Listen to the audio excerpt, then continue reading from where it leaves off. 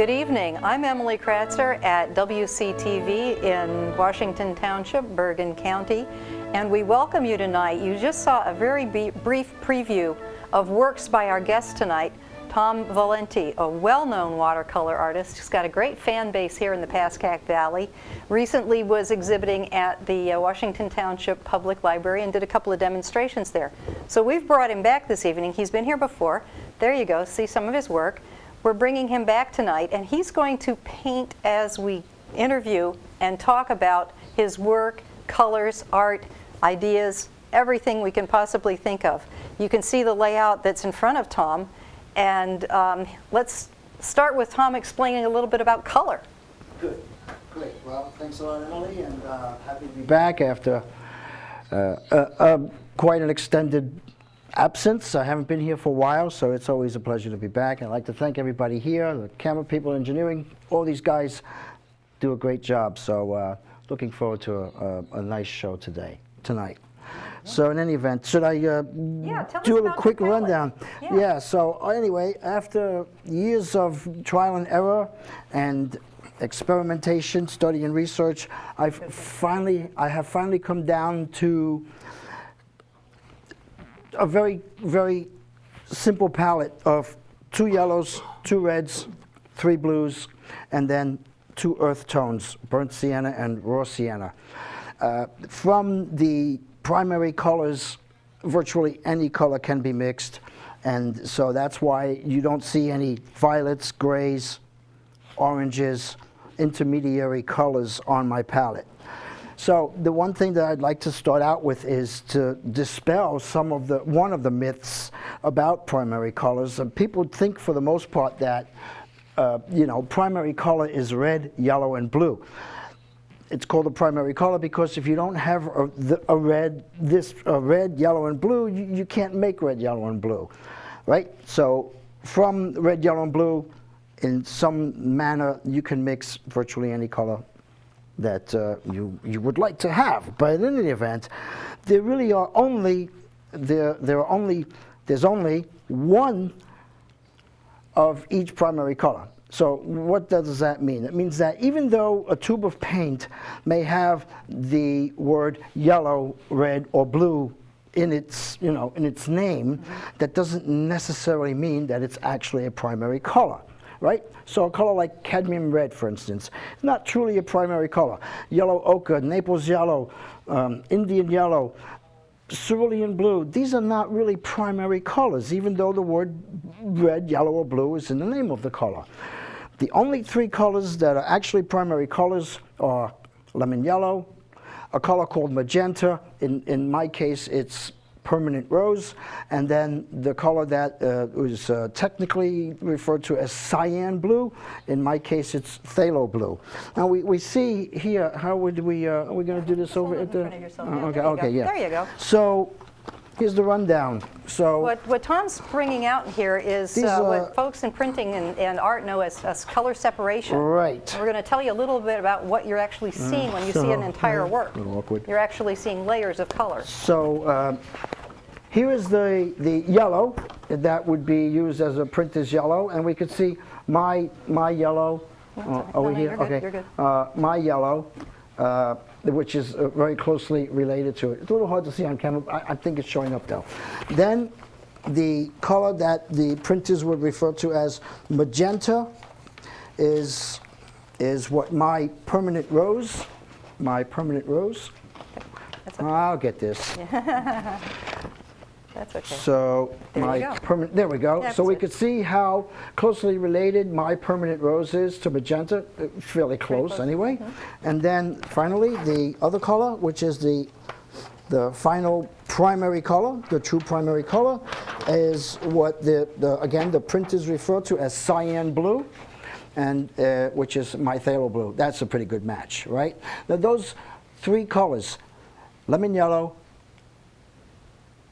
permanent rose, and phthalo blue, are the only 3 colors that are truly primary colors. Now, what is this? This is, if we start, what happens is the printer will shoot the artwork with a camera, I believe, that will only pull the yellow in the image, and then they'll do it again with the magenta. And when they put that in registration, you put those two together, you've got all your oranges and reds. And then when they do the last plate with the cyan blue, and they put them all together, you have the final thing. So you go from the yellow to the magenta to the blue, and all together it creates the final scene, right? So that's the proof that those three colors are the only colors that you need in order to you get the create whatever, right? You get the full Right. range of colors out of those three, which Out is of pretty those three amazing. colors. It is Whenever you amazing. look at a book, whenever you look at a magazine, a newspaper, anything in print, it's gone through that separation process to go to the printing phase, and it's just amazing. It really is, and I love the exploration of color and dealing with it. Now here's the thing. So I said just a couple minutes ago that when you have a lot of times artists will mix colors together, and they're trying to mix a violet. So the mistake that is quite often made is they'll just pick any color that has the word red in it, and in this case it's cadmium red, and this color is cerulean blue. Okay, we got a red and a blue. And if you know anything about color, now when you mix red and blue together, you allegedly get violet, right? However, when you're mixing two colors together, a red and a blue together, that are not primary colors, you don't really get a violet, do you? Right? There you go. You get a Looks color like that's kind of a muddy brick. muddy. Yeah, it's a beautiful color, but it's not violet. What you need to do is you need to shift over to the permanent rose and the phthalo blue, which both of which are primary colors. And when you mix those two together, I need a little bit more of the red, a little bit more of that. And then when you mix those two colors together, that's when you get a violet. So that's the proof that two primary colors, the true primary colors, and the one that is not. So now again, you could mix. I would say without a doubt, you could probably mix any blue with any yellow to get a green. You could mix any red with any yellow to get an orange, but that's not the case with this particular combination of two colors. And all you need is that one example to prove that any color, that every color that has the word red, yellow, or blue in it isn't necessarily a primary color. Okay, so. You had held up your palette here, and I noticed the colors didn't run. Explain about your liquid colors. Okay, well, first of all, yes, I'm working with colors that are squeezed out of a tube. They're not dried, cakey colors. The reason that I like to use the moist colors is because I can take advantage of a lot of different consistencies of paint, whereas if I'm working with just the dry colors, I'm pretty much confined to only having one consistency, right? Because it takes a lot of water to get the color moving. But because these colors are moist, just freshly squeezed out of the tube, all I have to do is just touch the color, the least amount of it, and it's right there, rather than scrubbing around, right? So that's why I like to keep my colors nice and moist and workable, So let's look at what's on the table that the audience hasn't quite seen right. yet. So what I've done here is I have to, in the interest of time, I have done the drawing for the painting that I'm going to do tonight. There you go. And that's what looks like a ghost image right now. But yeah, wait till we get done. But in a couple of minutes, well, a little bit more than a couple of minutes, I will have completed this painting. So there, I've cleaned that off. So anyway, the first thing I'm going to do is the background, the sky. And for the most part, skies are usually done on a wet piece of paper, but in this case, I'm really not going to wet the paper. Now I know after I've just said all that about primary colors and everything, those are, I'm actually not going to use two of those three colors that I just talked about. I'm going to use other colors. And I'm going to begin with this color, which is actually an earth tone. It's in the yellow family. It's called raw sienna. And so I'm going to take some of that there. And then next to it, I'm going to take some of my color called Permanent Rose, which is over here, and I'll put that over there. I'm not really going to mix them together just yet.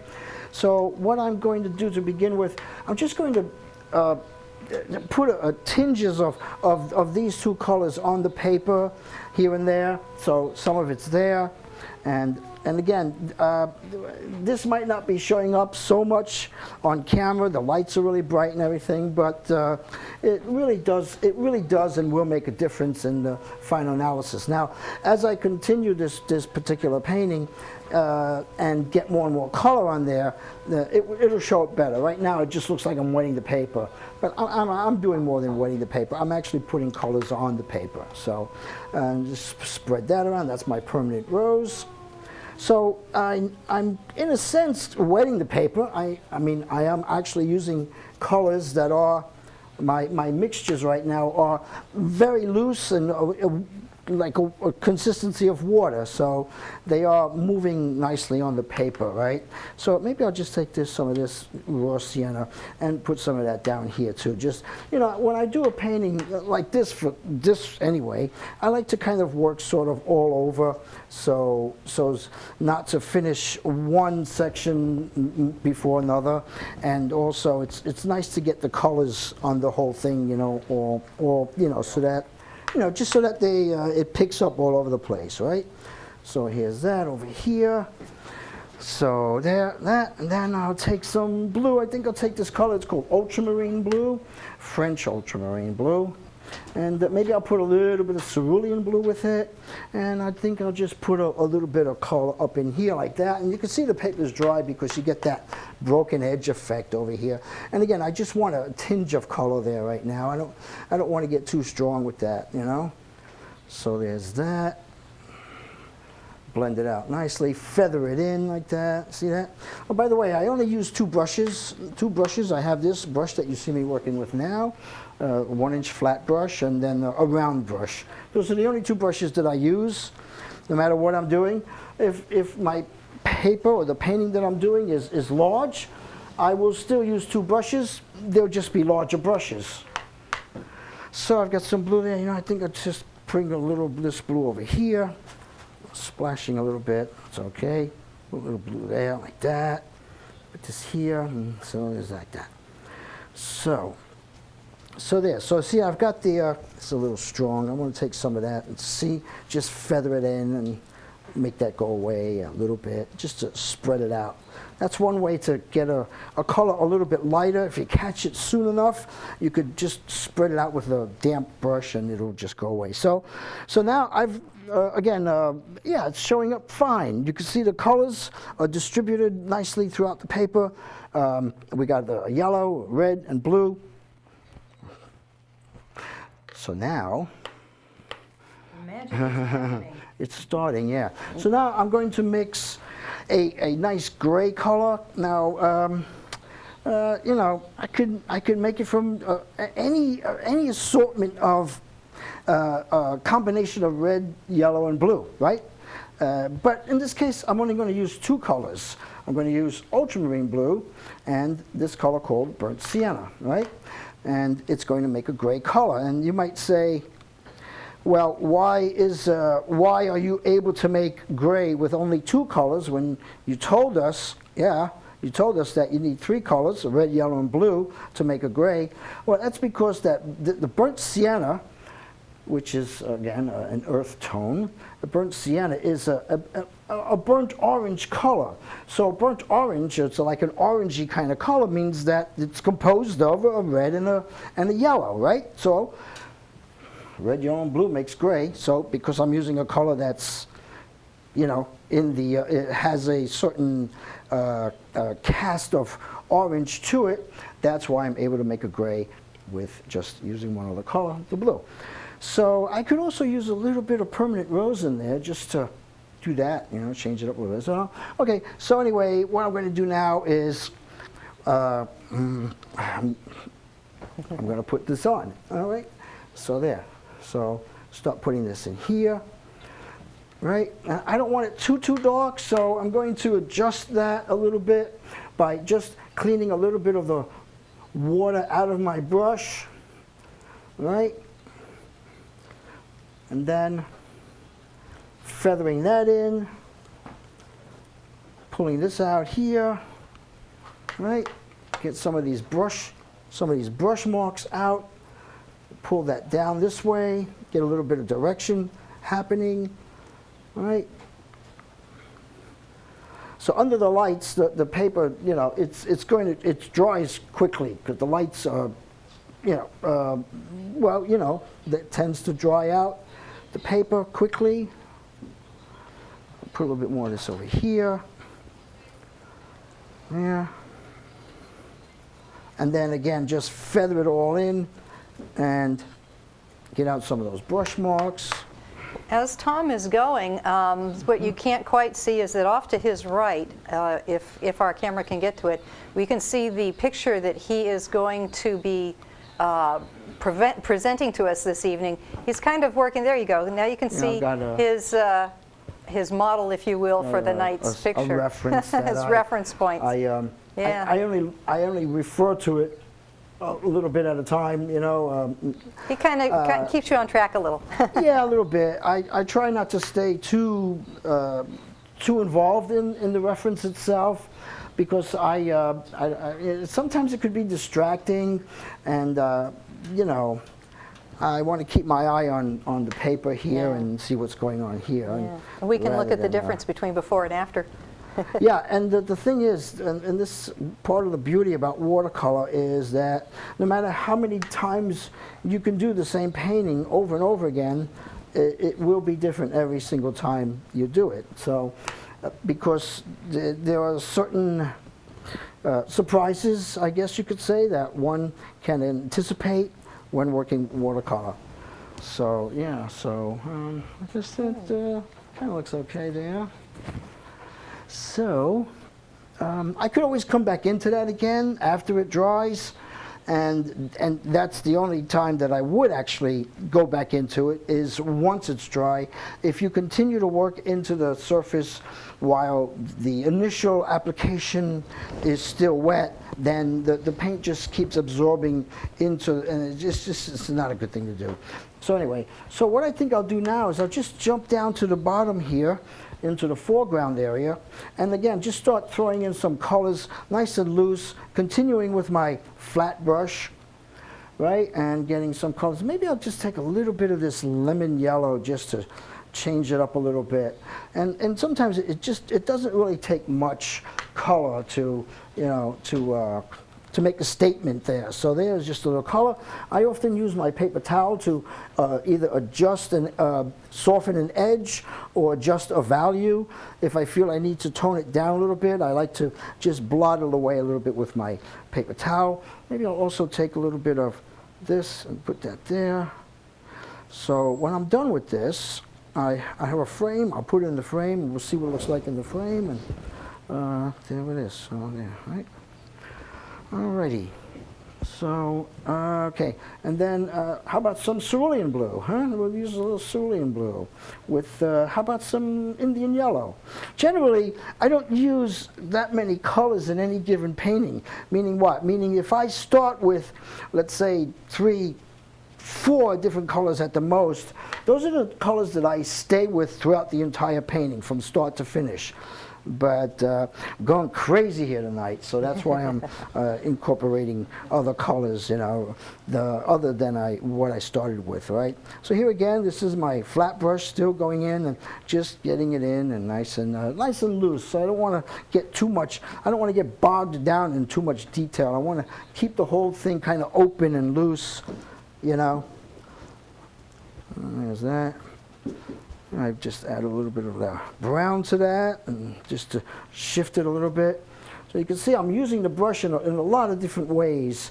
I'm not just, you know, using the brush like a house painter's brush. I'm using it in all different manners here, right? That, yeah. So, and then I think just to show you that I can work with a brush other than the round brush, the flat brush, I will now use my round brush and put in this tree that's over here. I'm good. Yep. Okay, so what I think I'll do is I think I'll use, again, cerulean blue. How's that?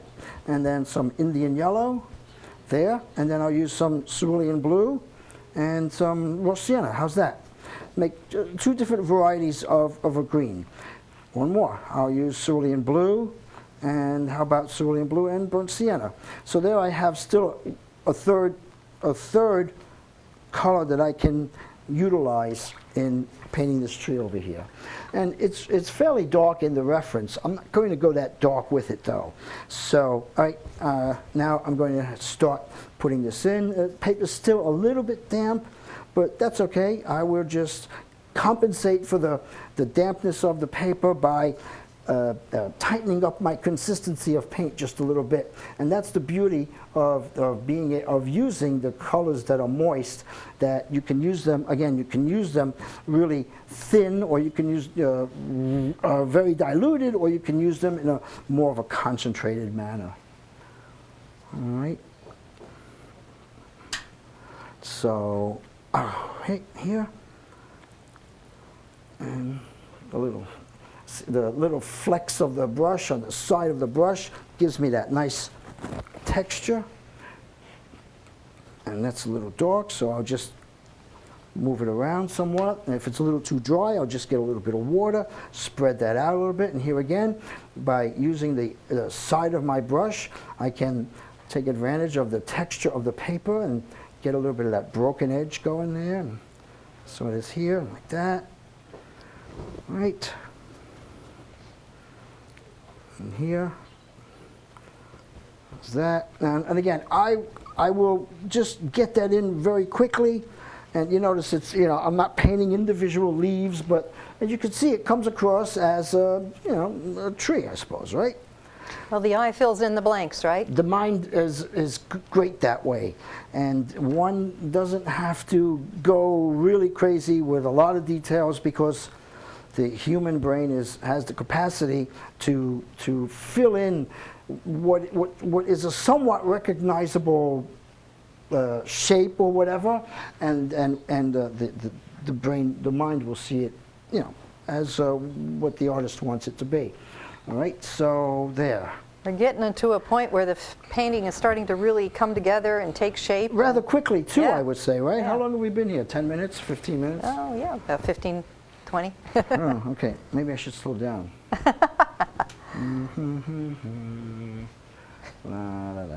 No, just kidding. You were pretty popular over at the library when you were doing your demonstration there. 2 different demonstrations, 2 different pictures, and it looks like you have a bit of a following. You're involved with the Pascack Art Association, and what other organizations? A little bit, actually. Well, I was the president of Allied Artists of America for 10 years, up until last year, and I'm a member of the New Jersey Watercolor Society, the Salmagundi Club. I'm an honorary member. The Allied Artists of America named me an honorary member after I served my term of 10 years with that organization, which is probably one of the best in the country, actually. Not probably, but it is. And so, things like that. I teach at the Ridgewood Community School, and I do. I do a lot of work with the Community Arts Association there in out of Allendale. Doing a workshop there coming soon, and I'll be teaching 3rd, 4th, and 5th grade an after-school program that they have at the Washington School here in town. I'll be starting that on January 23rd. Oh, that's excellent. Yeah. I know the kids will really enjoy having you come up. Yeah, it'll be fun. When I look at the process that you're going through here, to me, it's magic. First off, it's magic.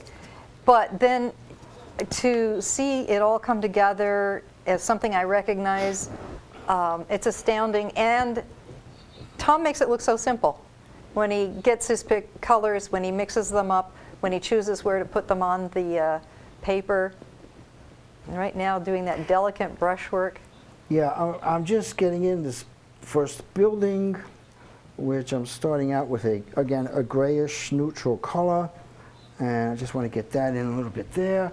And then I don't want it to be just gray, so I'll throw in some browns in there. Maybe I'll use a little bit of that permanent rose and let that flow in there into the wet paint that I just applied. And then, now I don't use white when I work in watercolor. It's all transparent watercolor, so that's actually why I actually have as many colors on my palette as I do.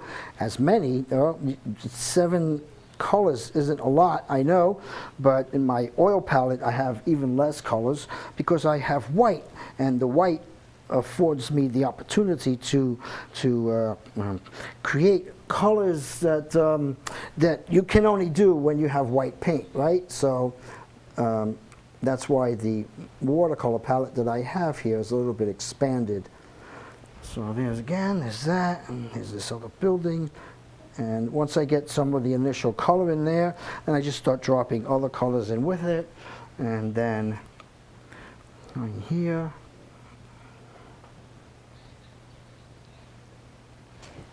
While Tom is filling in the blanks here, we can take a look at the exhibit that he had on at the Washington Township Public Library in December. For folks who were in and out of the community room at that time, this may look familiar. Oh yeah, that was a great show. A lot of people came.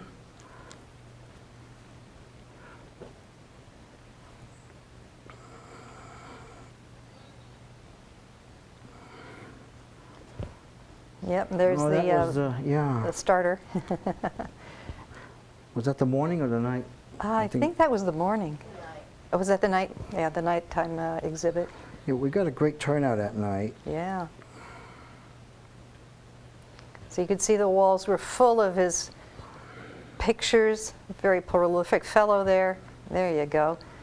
This is like picture within picture, right? Yeah, right, yeah. There was Tom doing it at the library, and here is Tom doing it live on TV, at WCTV.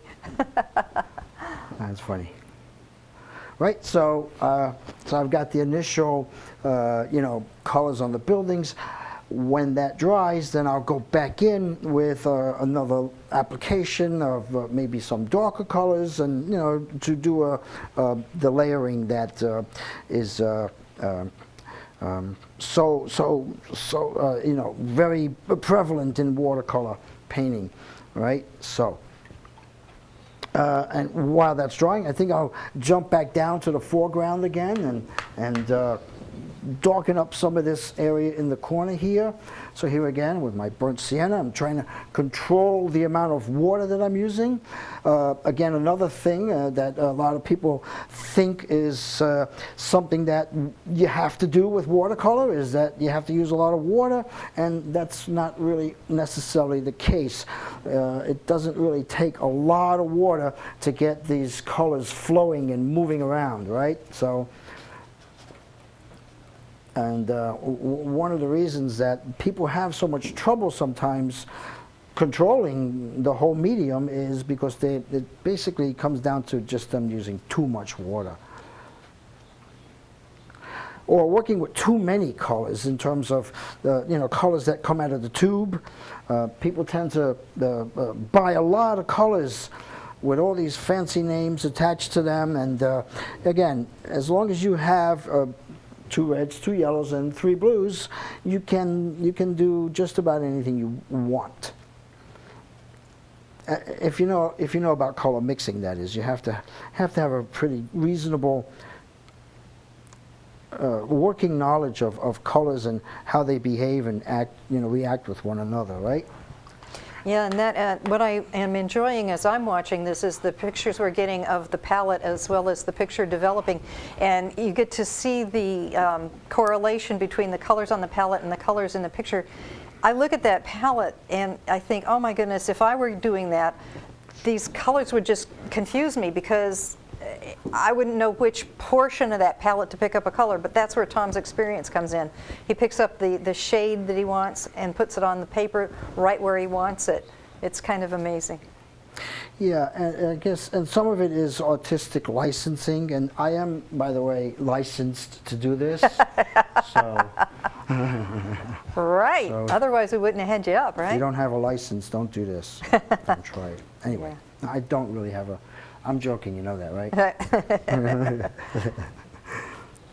So here, what I'm doing is I'm applying another darker layer on top of the first application of this tree back here, now that it's dried. So just to give it a little bit more depth, and the value that I'm looking for is, this is really probably the darkest area of the whole painting, and I'll carry some of that dark down into here.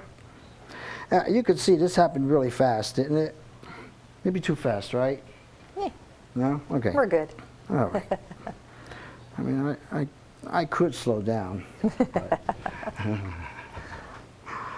so there's that. Yeah. Okay, so all right. Let me just play a little bit more. Throw some more color on here. You know what? Maybe I think I'll just put a little bit of really pale blue back here. Why not? Just a little, right? And again, initially it looks a little strong going in, but then what I'll do is, that could be water out there or something. Then if I want to adjust it, in this case, which I do, I'll just take my paper towel and give it just a little blotting, a little touch here and there, and that'll, get it to the point, to the correct value that I'm looking for. Value being how light or how dark it is. All right. So I also think maybe I'll put a little bit of something really faint out here. Maybe some really distant trees or whatever. Really, really faint. Right. So there's that sitting back there. I could come back to the buildings again. They're just about ready. So that's what I'll do. But I think I'll put the rooftops in of these buildings. And so this one is here, and again, just with one stroke of the brush. And again, I'm using my round brush now, and then down, down, and over, like that.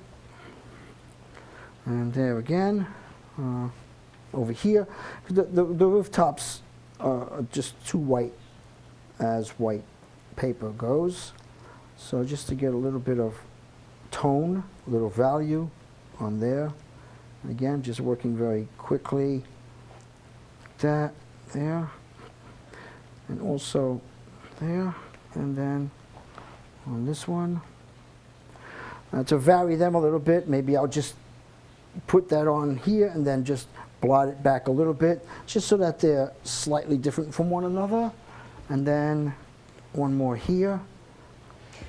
As Tom has been mixing colors on his palette, he's also mixing colors on the paper, using one consistent color here, but look at him stroke that same color over a previous color, and suddenly it looks like it's shadowed.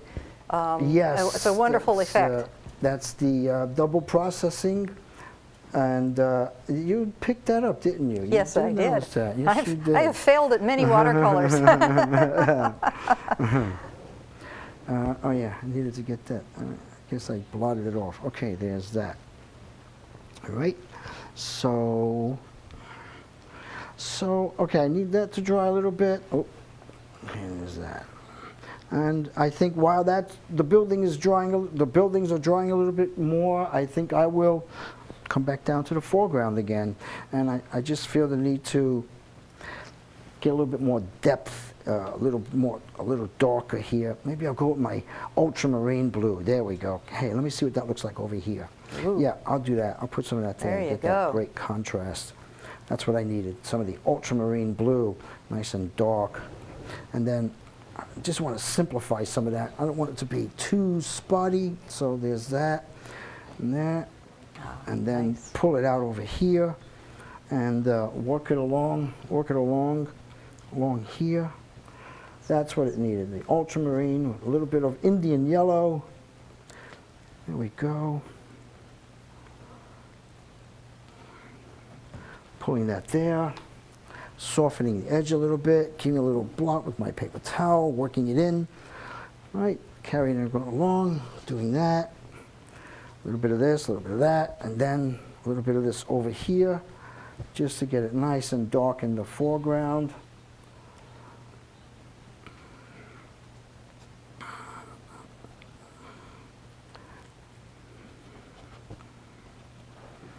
And here, all right, there. I'm just going to throw some color in here like that. Again, very loose, yeah, you know. I don't often, well, I don't always work like this, loose, you know, as loose as this. A lot of my work tends to be very detailed and, you know, but this is a nice kind of, sort of a different approach to painting, you know. Speaking of an approach to painting, you've approached a lot of paper in your life. Have you got any idea how many pictures you've made? No, I really don't. No. And you've been painting how long? I've been painting since, well, you mean selling paintings since 1972? Well, I heard a story that you started real early with your painting. I started selling paintings at right from the beginning, yeah, and that was 1972. So it's been going a while. Yeah. How did you get interested in painting? I don't know. I just I wasn't really ever interested in anything else really. It was either this or brain surgery.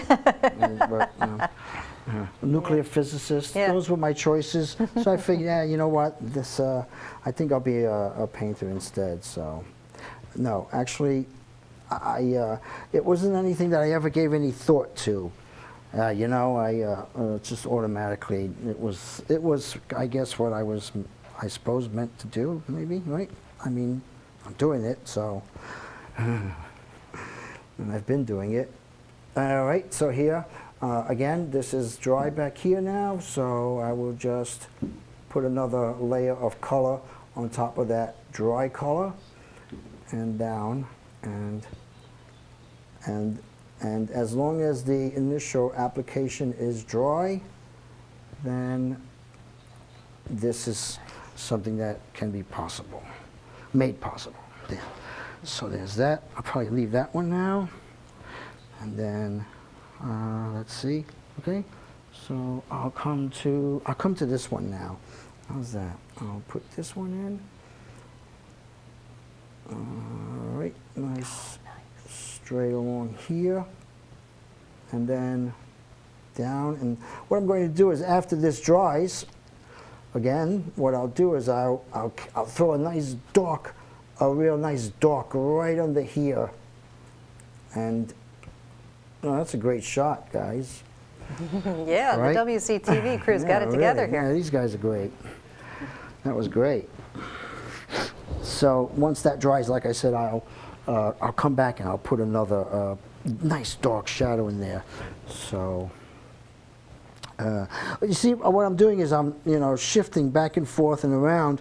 So one area dries, and while one area is drying, I'm doing another. So that's why you see me going back and forth and all that in what seems like a random.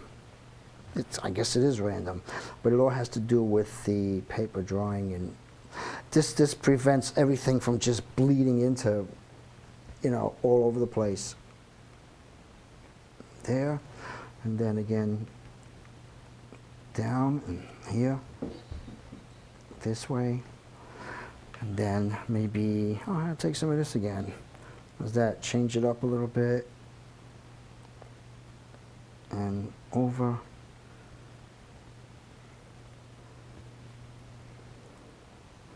And again, down. I think I'm going to go right over that area right there. All right. There. You see, how'd that happen? Look at that. Where'd that come from? Look at this. It's nothing you can't fix, I bet. I can fix that. Yeah, again, that's one of the when things, we have our overhead picture, it all looks like it makes sense, and then Tom goes, no, this isn't right, or that isn't right. I don't know where that brushstroke came from. Yeah, again, watercolor has always had the reputation of being the unforgiving medium that once you put it down on the paper, you can't do anything about changing it, or that's really not true. Again, it depends on what color you're using, what color is on the paper. Some of these colors, like this cerulean blue color that I've mentioned and have used,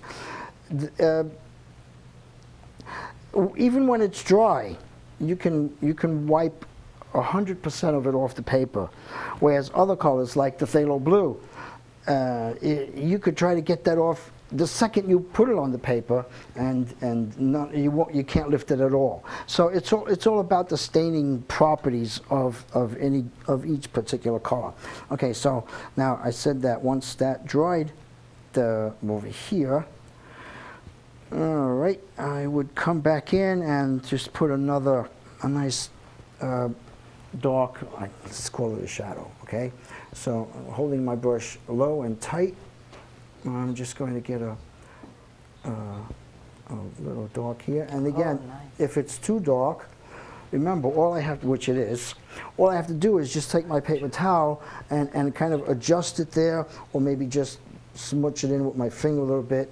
See that? So you just want a little bit of that. And then that's a technical terminology. Yeah, very technical term. I had never heard that before. Yeah, you want to do just a little bit of that.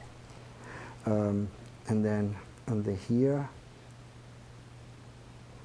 right, just to get a sense of shadows. And then again, just to lighten it up a little bit, just do that. This one's still a little wet, so I can't really do that there.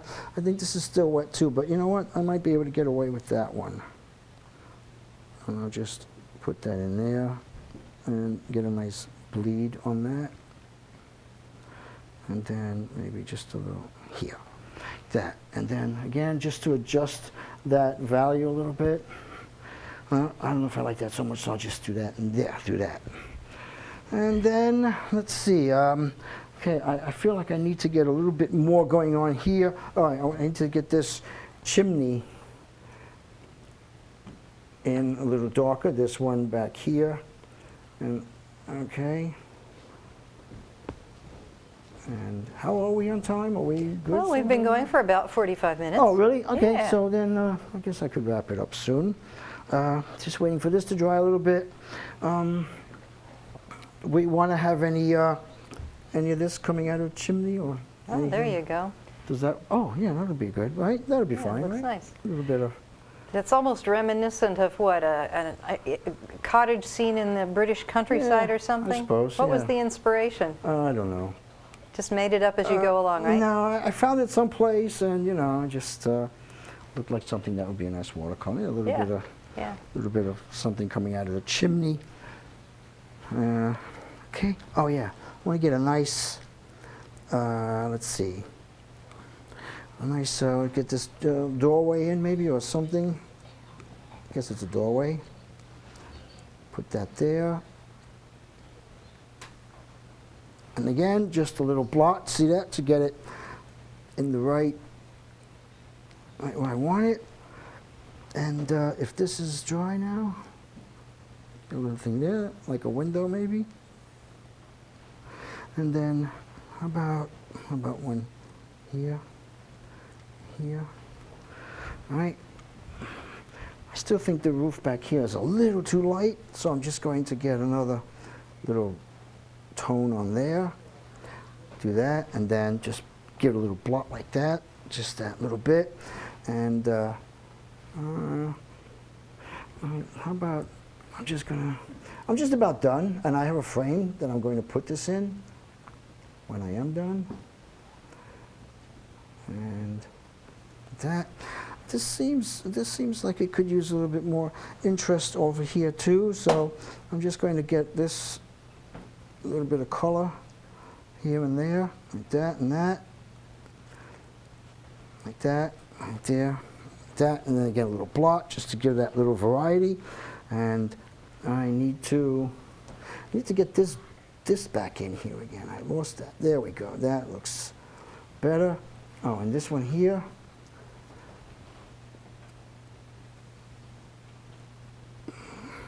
That, and the side of this building is darker, like that. Let's just do this one again. All right. Okay, so let me just pull some of this together. Let me get my big brush here, my large 1-inch brush, and just pull some of this together. I'm just going to brush very lightly some really pale, the colors that I've been using there, and just to kind of sort of unify it, pull it together a little bit, all right, and like that. Let me just put a couple more windows, and I guess I'll be done, right? Looks really good. When you just did your unifying color, that was a little bit brighter tone that kind of made everything pop in the foreground. Yes, that would be a glaze, and that's what glazing does. It does. It makes things pop, and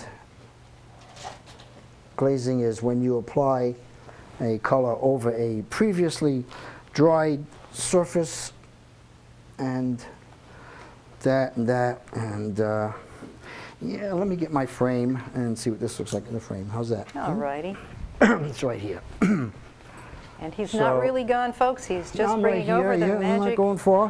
frame. So, there you go. I hope that the time between now and me coming back again is, I don't know how it's just going to work with the lights and everything. But put it down, we'll find out. Okay, I hope that I can come back again really soon. I hope that everybody enjoyed this. I appreciate everybody tuning in. Oh, that's great. Provided anybody tuned in, but I think everybody's watching, or someone's watching, There for you sure. go. There you So, go. hey, wow, look at that. That's really cool, overhead doesn't it? camera gets a nice. Wow, yeah. man. Wow. Did I just do that? Huh? Yeah. Really? Yeah. Yeah. All there right. you go. Yeah, I love it. Hey, Yeah. that looks really nice, doesn't it? It does look nice. That Yeah. looks like you planned it that way. Yeah, well, sometimes I get lucky. Very good. So, Where is your work on exhibit next? Well, it's at home, but you can see my work on a regular basis at Cafe Amici in Hohokus. Ah, okay. Yeah, and the food's really great too. All right. Food is excellent, and I sell a lot of paintings out of Albert's place there. It's not, well, it's Albert's, but it's Cafe Amici in Hohokus. Okay. You have to get there to just go in And we do have thomasvalenti.com there that Oh yes, folks right, can my browse website, over there. Yeah.